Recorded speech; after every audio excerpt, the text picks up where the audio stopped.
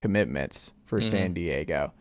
And AJ Preller is like, nope, we're staying with this thing. We're not going to tear this thing down. This is not just a 2 to 3, 4-year blip.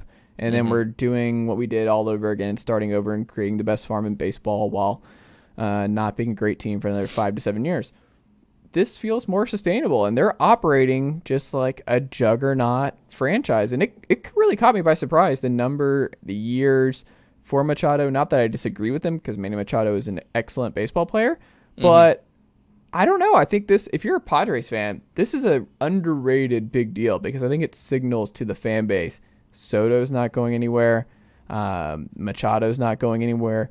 We are not just trying to win it all this year, and then if we don't, blowing this thing up. No, this is like, we want a sustainable decade run with this thing if we can do it.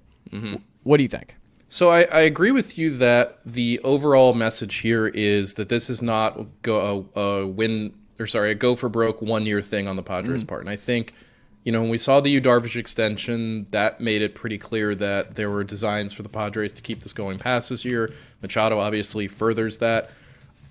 I'm not sure that this necessarily opens the Padres window up all that far, because it's worth noting in all of this, as we noted with Darvish, who will be 42 when that deal finishes its entirety, the 6-year extension. 2033, Machado's final season under this contract, he will be 40. He's already 30 this year. This is not a guy who, he'll be turning 31 this year at some point.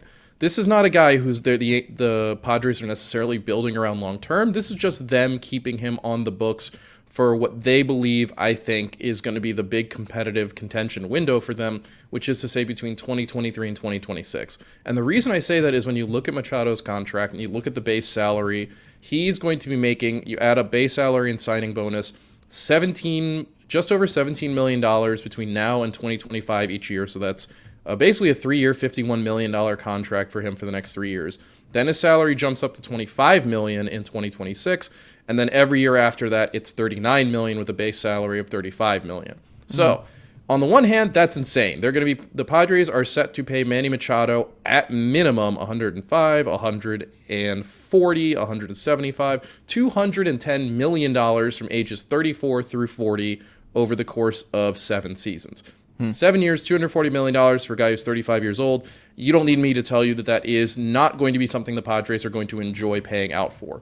But again, it's the salary in these first 3 years that really matters, and even though the luxury tax hit for the Padres is still going to be essentially the AAV of the contract, which is to say about $31 $32 million. Point of this is they are keeping the salary low enough in the first 3 years that there is still room to go out and add pieces as need be, because I think in AJ Preller's mind, the idea is, look, anything past 2026 with this roster fundamentally does not matter. And I think you could even extend that to anything really past 2025 with this roster fundamentally does not matter. Because, and I know I just mentioned Darvish will be 42 when this contract ends, Machado will be 40. They're not expecting productive years out of those guys at that point. No one should be. The contracts like that are set up for, 1, luxury tax monkeying around purposes, 2, because the Padres would much rather pay Machado less now and more later, given inflation and given that they need to create as much payroll space as they can now. And it almost starts to feel like an NFL contract when you look at it that way. The other part of that is when you look at who is under contract long term, with the exception of Tatis, Bogarts, now Machado, and Darvish, there really isn't anyone who is projected to be around. Oh, and Joe Musgrove, who in what hopefully is minor news for the Padres, broke a toe with a kettlebell. That sounds painful as hell. Yeah, I would not like to drop heavy things on my foot. No. That sounds like a really, really bad time for everyone. But basically, aside from those 5, Tatis, Bogarts, Machado, Darvish, and Musgrove, nobody on this team is really anywhere past 2024 contract-wise. And that includes Soto. Soto's final year under team contract is 2024. And I think, obviously, the big question now is, do they get an extension done with him? Do they just lock up that core 6 for an ungodly sum of money and just say, hey, the next 3+ years, we're going to build around these guys. We're going to try to make a championship happen. And if it doesn't work, then we will pivot and figure something else out. Because the other part of it is there's not really a whole lot else on the Padres right now. In terms of the guys who cost money, Blake Snell will be a free agent after the season. Drew Pomeranz will be a free agent after the season. Josh Hader will be a free agent after the season. Obviously those guys need to be replaced in some capacity or another. But at the same time, there is going to be room to do that, ostensibly at least. I mean, look, it is a risky strategy to put all this money on guys past 30 to try to open up the next 3 to 4 years, ideally, because, again, you're looking at the back half of those deals being very, very painful in terms of the financial outlay, but again, part of the other thing is we have no idea what the sport or how the world really itself is even going to look like in 3 to 4 years. To say nothing about the fact that the next CBA, I believe the next CBA negotiation, yes, it lasts until December 2026. So we're going to have an entirely new CBA for the 2027 season that I imagine will also have, if MLB is serious about it, with this financial reform committee, which is just another fun way of saying the latest attempt by owners to try to institute some kind of salary cap in the game. The economics of baseball are probably going to look pretty different in the next 3 to 4 years or after that period of time. So you can almost see it as the Padres being like, again, we'll open that window. We will take our shot for the next 3 to 4 years with this core of Tatis, Bogarts, Machado, Darvish, Musgrove, and potentially Soto. That obviously is the big question now, is whether they have the money still to get him extended. My guess is he goes to free agency anyway, because if he has 2 good, healthy years in San Diego, his value will be... I mean, we're talking about a guy who will probably end up, pulling down a $450 million contract in free agency. So you don't think what would you say is the possibility that they extend him before then? And I mean, it's certainly possible. I mean, I thought there was no chance that they were going to extend Machado, and yet here we are. But again, that's because they offered Machado a deal that he was never going to get in free agency. No team was going to give him probably more than 7 or 8 years at about $240 million, or what the Padres will be paying him from 2026 onward. This is the kind of deal that Machado would have been absolutely idiotic to turn down.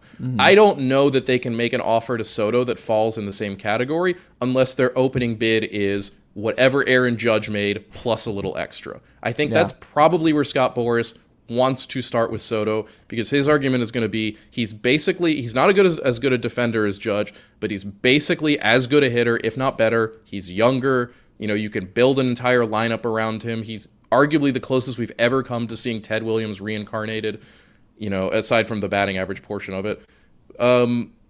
I don't think it's likely that the Padres are going to make that kind of offer. I do think that they will probably be talking with Boras throughout the next 2 years to try to get a sense if there's something that can be done. But I think ultimately the lure of free agency is going to be too big for a guy like that. Whereas I think a guy like Machado, and similarly a guy like Darvish, free agency probably didn't hold that much appeal, if only because, again, the Padres offered them contracts that they were never going to get in free agency, particularly with the length. Ben Clemens wrote about this with the Darvish contract back after it happened, and that this basically represents a kind of risk reversal scenario, to borrow a term from finance.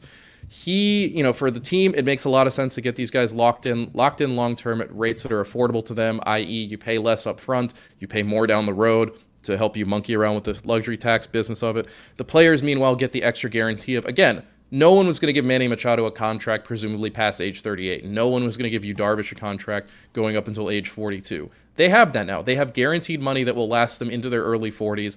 That's a huge coup for them. All they have to do in exchange is take less money up front, which for guys like Machado and Darvish, who've already made a ton of money in their careers, that's obviously less important to them. On top of the fact that doing that helps the Padres build a deeper roster that will contend for what's left of Machado's and Darvish's primes.